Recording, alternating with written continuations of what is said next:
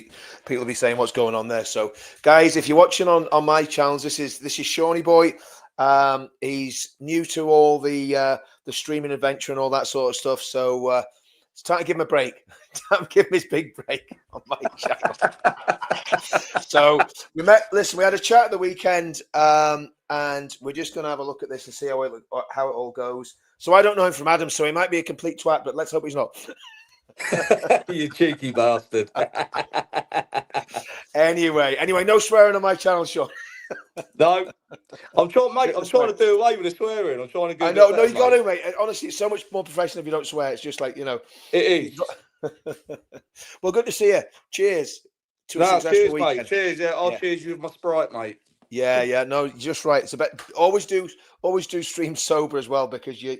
Yeah. Anyway, yeah, mate. What a weekend! What a weekend! What do you make? Mate, how long have you been doing this, Sean? Because obviously, it's the first time I met you was this weekend. Mate, do you know what? I've been doing this since what, January? You're frozen there, mate. Doing it sort of. I've only been doing it recently, like this video stuff. I done my first one with Don Keith. Yeah. Don's a good lad. Yeah, he's lovely. Yeah, lovely man.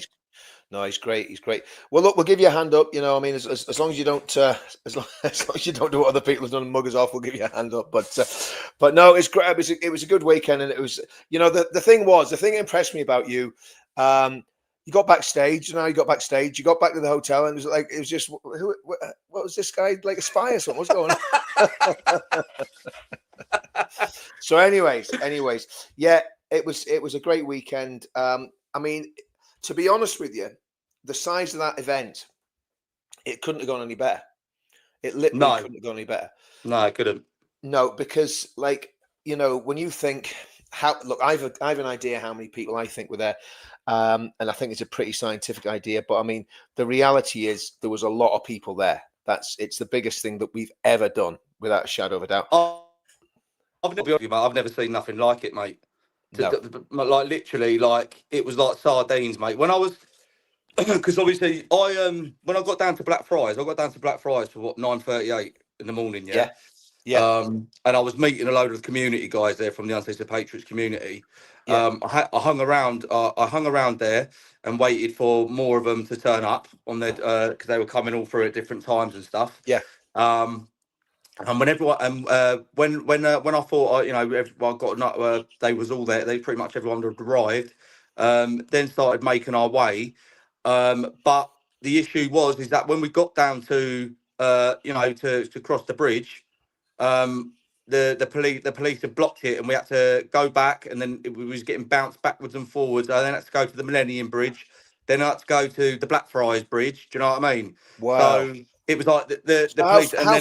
How far did it go back then, Sean? Because obviously I saw what Waterloo was like, and then the cops asked me to go back to get people moving on Blackfriars to get them over the bridge, because obviously that people just weren't going anywhere. So yeah, how far? So was it further back than Blackfriars, and how far did it go down the road?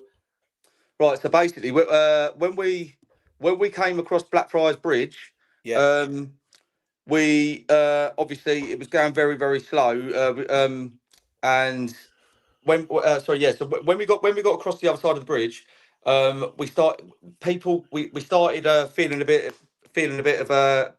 we started getting a bit crushed in that, because the crowd was hurt. There's people started to walk back, like coming towards us, like why are they going back this way?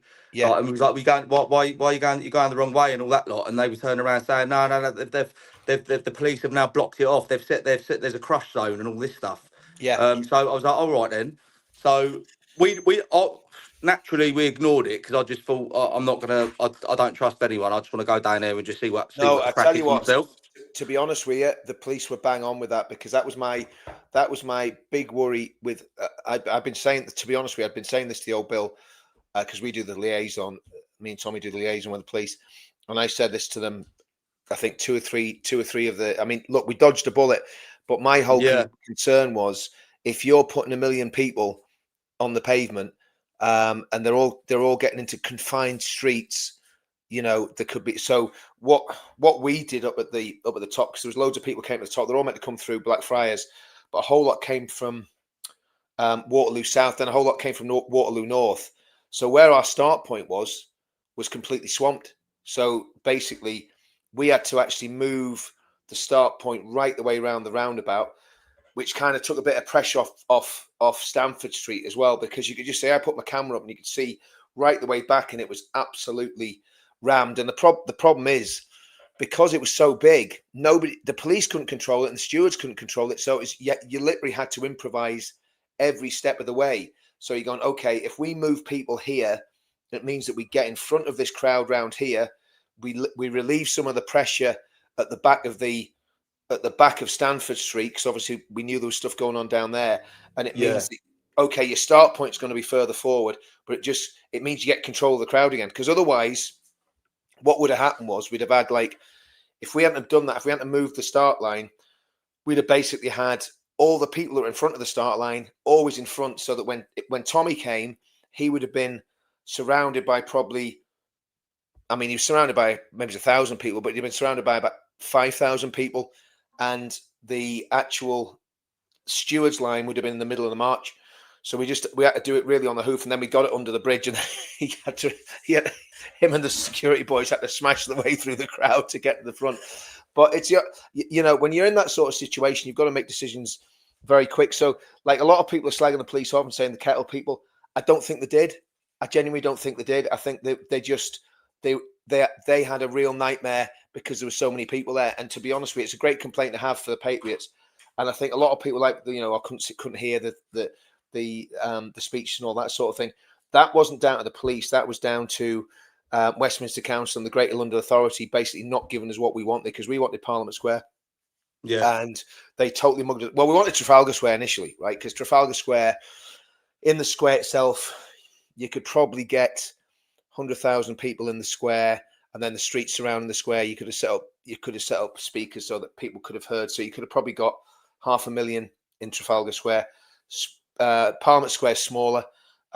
Where we were, like, it was okay in terms of if you'd had 50,000, but with the size of crowd we had, it was always then it just became a situation where, when I got to the stage, right, so we moved the start line forward because of what was going on, and then when I got to the stage, as I got there, literally 10 minutes I just sat down. One of the liaisons comes up to me and says that we're already getting to a stage where there's too many people in Whitehall. If people keep coming into Whitehall, there's going to be a crush. So you're talking Hillsborough sort of stuff. Do you know what I mean? Yeah, you know? No, I can imagine. So I think, and I mean, the police, I think that some of the riot cops did behave badly, no doubt about it, because I got reports of it. But the actual planning of it was not a sabotage. There was no conspiracy there. It was just like, oh man, there's at least 500,000 more people here than we were expecting to be here. Do you know what I mean? Even though, you know, this magic number of 110,000, I don't know who dreamt that one up, but the reality is, I've done the calculations. There was considerably more than 110,000. But you know, so it was literally at that stage, from everybody's point of view, you're thinking about crowd safety, because the last thing you want, you know, because there's little kids in that crowd. Yeah, so, 1,000,000%. Yeah, you want to make it as safe as possible for everyone in attendance, mate. Yeah, 100%. There's elderly people, there's little kids, all disabled people go in. Yeah, you know, I mean, you know, and it wasn't ideal. What, you know, the you know, changing things isn't ideal because you've got a plan for a reason. But once you get to that stage of critical mass, you know, everything's going out the window. And we didn't have that many stewards here. I think we had 40 stewards, I think, when I got there, and I deputized about another 10 or 20, and just, you know, look for ex-military lads, threw them a high-vis vest, and said, stick that on. Even young Bob got deputized, you know what I mean? So anyway, and then when I got the staging area, one of the liaison comes up to me, says, no, it's a woman, actually, says, look, we've got a potential crush in Whitehall. We need to block Whitehall off, or stop people getting down Whitehall, right? And obviously they prefer it to be done with stewards, right? But we didn't have any stewards. so we had 10 stewards at Downing Street, right? So I went down, stood on a wall, got seeing it. And if you ever seen the footage of Hillsborough, and I'm not being dramatic because it didn't happen, right? So it was averted. So I'm not trying to be, you know, sensational about this. But I can understand how Hillsborough happened now, because what you see is people continually pushing into an area, and I knew there was nowhere for them to go, right? Yeah. And obviously, everybody wants to hear the speeches. That's what they come for, right? But 100%. Yeah. so we put 10 stewards, and there was 10 coppers there, and me, and obviously I've been shouting all morning, so my voice is getting a bit hoarse, and I'm like trying to shout and saying, listen, don't go down Whitehall. If you go down Whitehall, there's going to be a crush. Don't go down there. And people just ignoring you and just keeping on pushing through. You know what I mean? So, but the stewards that were at Downing Street that came with me, what a brilliant job they did. I mean, some of these people were quite elderly. There was quite a few women, and they stood their ground. And they've probably never done this before in their lives. Some of them would have done because they've been stewards maybe before, but they actually managed to stop and get people turned round and pushed back into Parliament Square, away from going at Whitehall. So if anyone was there and you got turned around and pushed away, wasn't a conspiracy, wasn't anything sinister. It was literally just that there was that many numbers. If you saw them people coming across the bridge, you're just thinking, this could go very, very wrong. And it didn't. So like, it's nothing, it's not a big drama, but that's how finely balanced that was on Saturday. And you've got to make very quick decisions. And you're not always going to make the right decisions. But I think on this case, we made every single decision we all made was absolutely 100% bang on. Now, so I think the sort of command team of the police and the liaison from the police were doing what they could in a situation that was very difficult, right?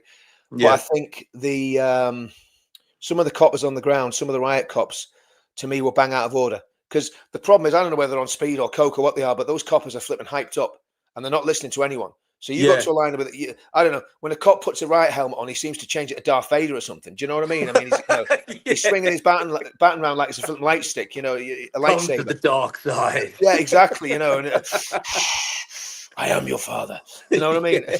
No.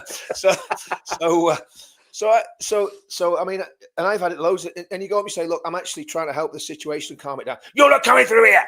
I'm like, "All right, well, just move back a little bit." Oh, mate, you know what? You should have. You frozen, mate. Am I back? You're back, mate. Yeah. Oh, yeah. Well, you're not. So when I you're like Max Headroom there, you won't remember Max Headroom. Mate, you should have seen it. You should have seen it, right? So it was. I lost a few people. I was literally had hold of Rachel Halley. Lost you again, mate. Can you see me now? I see. You just keep breaking up, but yeah, go on ahead, mate. Oh, okay. So I had Rachel Halliwell holding on to my hand. I had my co-host Karen with me, with her husband Malk, right? Yeah. And we also had Nick, a few of the other guys and that as well. Anyway, it literally got down to me, and because when I was getting bounced backwards and forwards from the like bridge to the other bridge and all that, like, and they were blocking it off, saying, "No, you got to turn back," and all this. Like, it started to piss me off a little bit, because I thought I haven't come all this way down to London to not even like be in, like, get anywhere near the stage and even hear any speeches or even see a screen. Do you know what I mean? Yeah. So it got to the point where it was back down at I think it was down about where I was like a man on a mission, mate. I literally just thought, right, my co-host Karen was like, she was like, "Sean, go on, you're fine." I was like, because I was waiting for him, I just wanted to all sit together, and she was like, "Now go on, Sean," and I was like, "All right." So then I'm literally like running down the road on a live stream like a nutter, mate, right? Yeah. For about 15 minutes running around London, mate, right? I was like, right, I'm not having this. Yep. I got down, I got across the bridge, and that's when I bumped into you. Yeah. Remember? Yeah. I bumped into you. That was up Horse Guards Avenue, wasn't it? Was that Horse Guards Avenue? I think so. Yeah, you were stood by that van, and then you had that little, and then you were speaking to one of the old Bill. He ran on blue top. Yeah. And was that when that one was calling me a liar? Yeah, that's when all that little bit of backwards and forwards or whatever. Do you know what I mean? But basically, mate, when I got to there, yeah, and then I said to you, "Oh, Rich, like, I want to, which the quickest way? How can I get towards the stage and all that?" Like, and you was like, You're gonna have to go down there, mate. I was like, what about up there? I went, nah, Sean, you're not gonna be able to get up there, mate, because obviously there's a blockade there. They've all got their right gear. They're all like stood in one line, right? And I was like, nah, mate, nah. I've got to go and have a look, mate. I've got to go and have a look. I just wanted to go. You're frozen again, man. You're frozen. Okay, there, mate. Which You're would be the frozen. quicker route? And you was like, obviously that way. I was like, right, when I'm going out, I'm going to go and have a look anyway. See if I could just slip for a crack or something like that. Yeah, Went yeah, down that yeah. way. Obviously, You slippery, you slippery was man. right. Because Yeah, you was yeah, right. I was back within 2 minutes, right? And then obviously I went down the road and I went down the way you said, like we were down there and took the right. to the front. And then Yeah, yeah, I ended up down at Parliament Square. I felt like a sardine, mate. I was literally yeah. squeezing, bobbing Squeezing through. through, weaving through everyone. And then I started seeing the screens. I was like, hallelujah, mate. I'm actually like, it's a sign. I can see a screen, right? I was like, God help me. I'm gonna get to this stage, right? So literally, I was bobbing and weaving and that, and I got to the barricade and that, and I see a fellow veteran and that, and he was literally just he's perched up on the barricade, and I was like, here, bruv, help me out, help me over. He's like, come on, then, mate, come on. I gave him my rucksack and that. I quickly jumped over and that. And yeah, and then I was just turning into dynamo, mate. And I just sort of, I don't know, I just sort of ended up, backstage, and that was that, mate. And then do you know what I mean? And then you was there, and you was like, I told you I'd get in, mate. I know. You blagged it. I tell you what, you blagged it. I was like, got to watch this fella. You know what I mean? Because I tell you what, mate, they're honestly. pretty tight on that, and so we'll have to find out who was doing the gate when you slipped through. But Oh, mate, no. you know. I'll tell you that little story when I see you next, mate. But I'll tell you what happened. But it was all good, bruv. It was Anyway, all no, good. it's Like, not. Listen, I mean, yeah. In all seriousness, I mean, we have to keep that security really tight on the backstage. 100%, 100%, Oh, 100%. here's Trevor Colt. Hi, Trevor. How are you, mate? Good to see you, man. I haven't seen Trevor for ages. He's good. So, did you make it on Saturday, mate? Let us know in the comments, Trevor, if you made it on Saturday. But yeah, I mean, it was good. I mean, the whole thing. What was it like? I mean, how tight was it towards coming through Whitehall? Was it still pretty packed? Oh, mate, it was so packed, packed. This is what I'm saying. This is why I kept on losing people, because we was all holding on to each other like doing a Congo line, mate. I was saying because I had Rachel Halliwell with me, right? I had her holding my hand, and then she was holding my rucksack strap. I kept on looking around, going, "You still got hold of me? You still got hold of me, mate?" And then she was like, "Yep, I'm still here. I'm still here." I was dragging her around for ages. And when we got bounced from pillar to post and that, she's just sort of had enough in the end, and it's like, Sean, I can't do it. Yeah. No, I mean, it is. It's and that's why doing what we did was so important, because if it hadn't, if we hadn't tried to stop people getting in there, you imagine if we just let everybody flow in there, it would have been carnage without a shadow of a doubt. No, it would have been. But you know what? At the end of the day, mate, right? Everything happens for a reason. So like, if I didn't go off and like go on a one man mission, mate, to like make it like, all right, I'm getting it. I don't give a shit. I'm getting to that stage, right? Yeah. I wouldn't have got the interviews that I got. I got one with Katie. I got one with Katie Hopkins, a 3-minute interview with Katie Hopkins. I got a 7.5-minute interview with Ezra Levant. Yeah. I got a 5-minute interview with Ant Middleton. I sat down with Ant. I've uploaded that one tonight. That's on the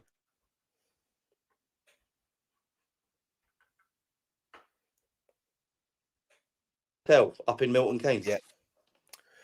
So yeah. But no, I mean, in all seriousness, I am going to be serious here, mate. You won't get backstage again because you blagged your way in. Been deadly serious, mate. I didn't blag my way in.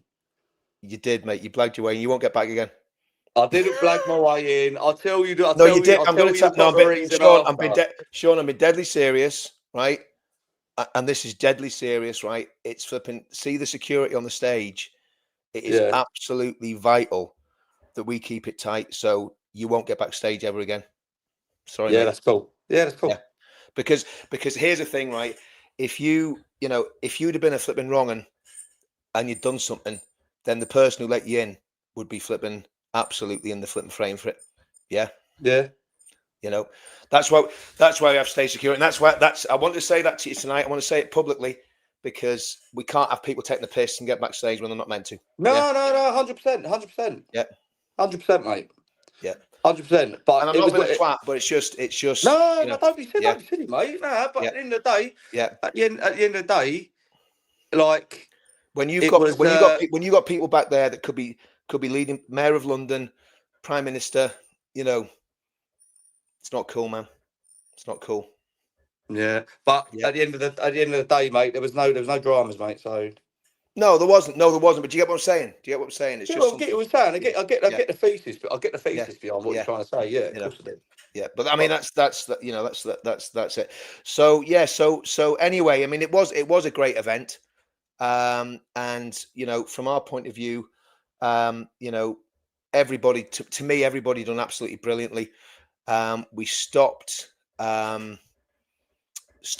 potentially a flipping massive disaster at the thing on at least 2 occasions, possibly 3 or 4.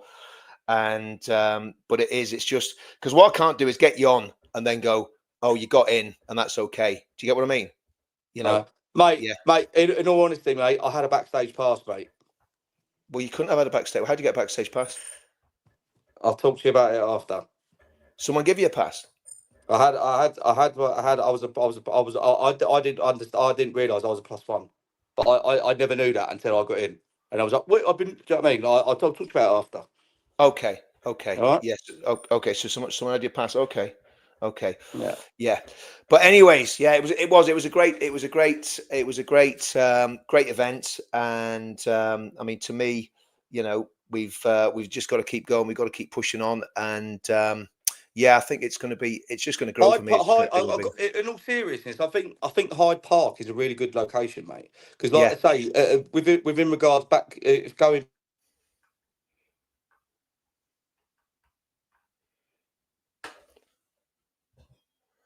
As do you know what I mean? As where it was on Saturday. Do you know what I mean?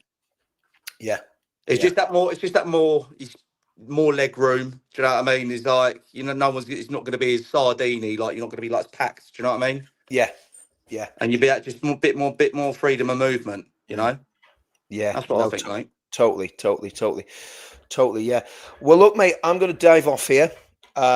Because I think that's just, you know, I just want to come on and say that, Sean, because like, I just think it's a serious situation. And to me, you know, we've had it before and it's not cool. And I just thought the best way to do it is do it publicly, mate. Yeah. Yeah, that's sweet, mate. Yeah. That's fine, mate. That's sweet. Cool. All right, mate. Right. I'm going to shoot. See you soon, mate. All right. See you soon, bud.